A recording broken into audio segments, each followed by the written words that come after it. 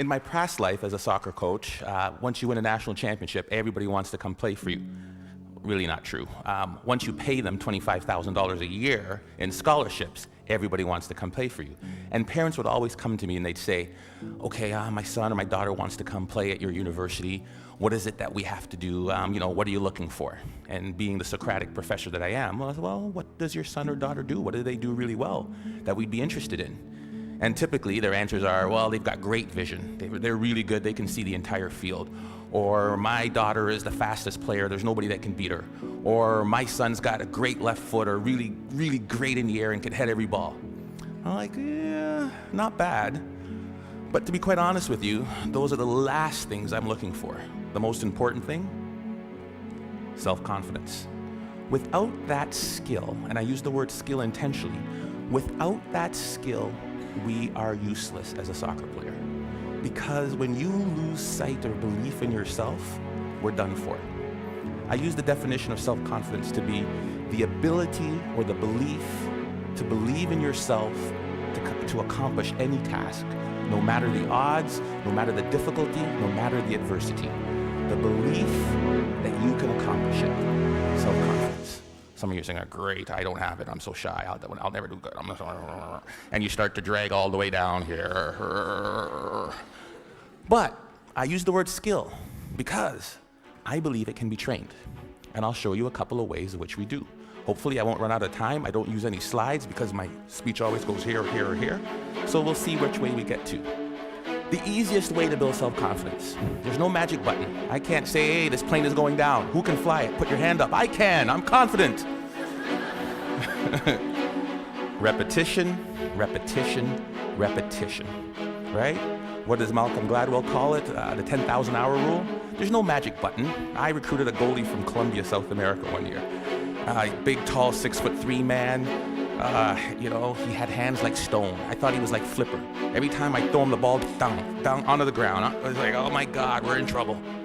Simple solution. Get to the wall, kick a ball against the wall and catch it. Kick the ball against the wall and catch it. His goal was 350 a day for 8 months. He came back, his hands were calloused, the moisture on his hands were literally gone. He is now playing in Europe. Magic? No. Repetition, repetition, repetition. The problem is we expect to be self-confident, but we can't be unless the skill or the task we're doing is not novel, is not new to us. We want to be in a situation where we've had so much pressure in that, and what I mean, because pressure builds diamonds, we want to be in a situation where, hey, I've done this 1,000 times. I did my speech, I practiced in front of the mirror, hey, I'm sounding good. And then I read in front of my kids and my wife. I was like, oh gosh, I'm a little nervous. And then I get in front of Glenn Gould, oh my goodness, I'm a little more nervous. By the time I get to the ACG, there are 2,500 people, can't say anymore, right? 2,500 people, where 2,500 people are there, I won't have a single ounce of nervousness because of my ability to practice, right? Over and over and over again. The problem with repetition is, how many of us bail after the first bit of failure? How many of us bail after the first bit of adversity? Edison was on that video. And depends who you ask. There's anywhere from 1,000 to 10,000 tries to build that light bulb. 1,000 to 10,000. J.K. Rowling should be on that video. You know how many publishers she took her Harry Potter book to? I believe the number was 12 or 13. I'm pretty confident, but after 2 or 3 no's, I'd be like, dang it. After 6 or 7, I'm like, maybe not. Definitely after 9 or 10, I'd be looking to be a soccer coach or something else beside an author. Right? I mean, 12 times somebody said no. But practice, practice, practice, and do not accept failure. Maybe it shouldn't be repetition. Maybe the answer should be persistence. Because we all repeat something, but very few of us really will persist. So that's one way to build self-confidence. Get out there. Do what you want to do and accept no. Do not accept no. The other one is self-talk. We all have a self-talk tape that plays in our head. Anybody go shopping and put on a pair of pants this week? If you're a woman, the first thing that always comes, damn, I look fat in these pants. And if you're a man, it's the opposite. Oh God, I have no muscle, I'm so flabby. Right? We all have this tape that plays in our head. As a student, if they asked me the question, it was like, oh, gee, please, professor, don't put me, I don't know the answer. I look down, right? If you're in the, let me tell you something. the VP of Business Admin is here, so I shouldn't repeat this, but when they hired me as National Athletic Director, I sat in an architect's meeting, and I am about as dumb as a post when it comes to anything to do with numbers and angles. And they're like, the fundibulator valve of the architectural, what do you think, Dr. Joseph?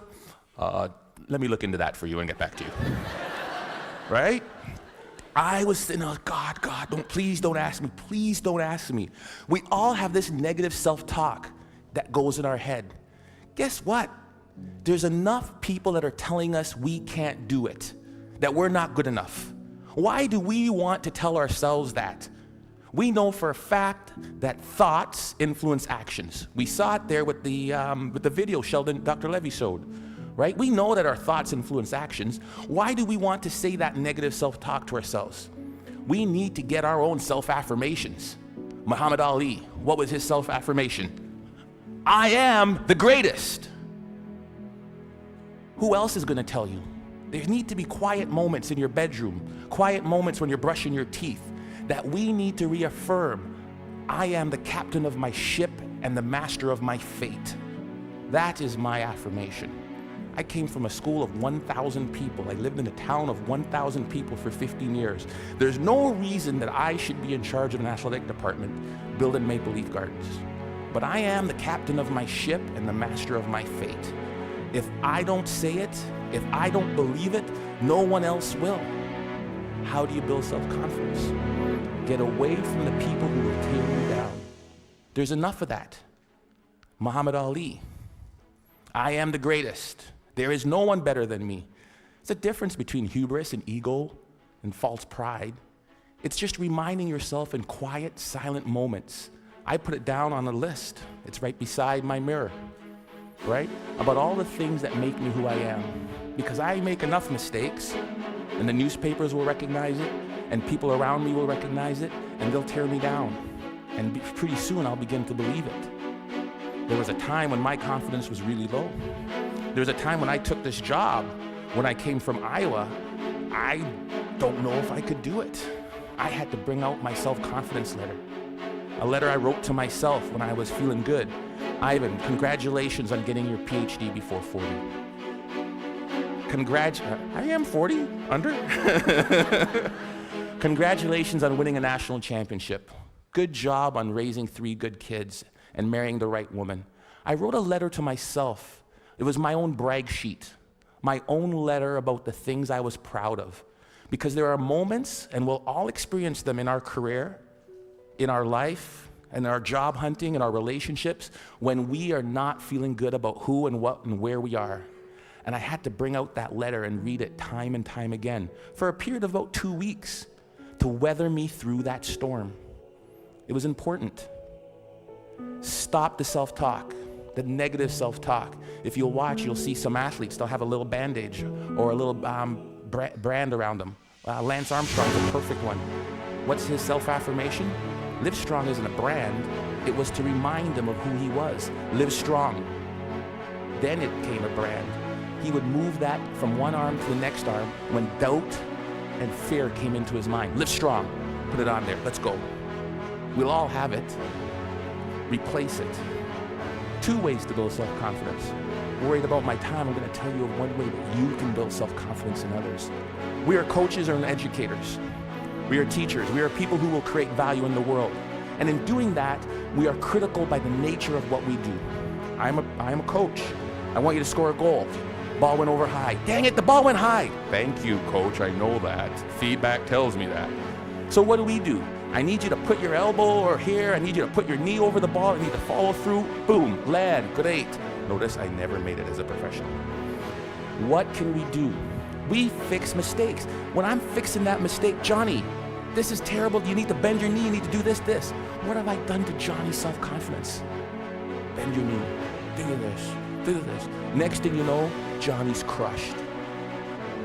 Ignore what Johnny does wrong and find Bob or Sally or Frida over here. Great goal, Frida. I loved how you kept your knee low, you followed through, and you landed like this. Great job. Johnny, huh? Great. Johnny's not demoralized. His confidence isn't shot. And what I've done is I've built up Frida's. Imagine how we could change the way we parented kids. Instead of, get that glass off the counter, what's wrong with you?